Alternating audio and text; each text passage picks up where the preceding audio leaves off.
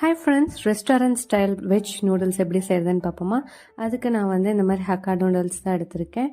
So அதுக்கான vegetables பார்த்திங்கன்னா cabbage, capsicum, onion and then வந்து கொஞ்சமாக கார்லிக். நீங்கள் இது கூடவே வந்து மஷ்ரூம் ஆர் பன்னீர் கூட ஆட் பண்ணிக்கலாம். ஃபஸ்ட்டு வந்து நூடுல்ஸை வந்து நல்லா வந்து பாயில்டு வாட்டரில் கொஞ்சமாக ஆயில் அண்ட் சால்ட் ஆட் பண்ணிட்டு நூடுல்ஸை வந்து வேக வச்சு எடுத்துக்கோங்க.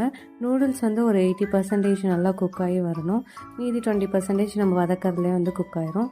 நெக்ஸ்ட்டு பார்த்திங்கன்னா அடுத்து வந்து இந்த வதக்கிறதுக்கு பார்த்திங்கன்னா ஒரு பேனில் கொஞ்சமாக ஆயில் விட்டு கட் பண்ணி வச்ச பூண்டு, ஆனியன், தென் வந்து கேப்சிகம், அப்புறம் கேரட், கேபேஜ் இதெல்லாம் ஆட் பண்ணிட்டு அது கூடவே அவங்க கொடுத்துருந்த மசாலா எக்ஸ்ட்ராவாக பார்த்திங்கன்னா chilli powder, garam masala add பண்ணிட்டு தென் ஃபைனலாக வந்து பார்த்திங்கன்னா சாஸ் 2 ஆட் பண்ணியிருக்கேன். ஒன்று வந்து டொமேட்டோ கெச்சப்பும் சோயா சாஸ் மட்டும்தான் ஆட் பண்ணியிருக்கேன். தென் ஃபைனலாக சால்ட் செக் பண்ணிட்டு நம்ம வேக வச்ச நூடுல்ஸை அது கூட போட்டு கிளறி எடுத்தோம்னா சூப்பராக வந்து ரெடி ஆயிரும்.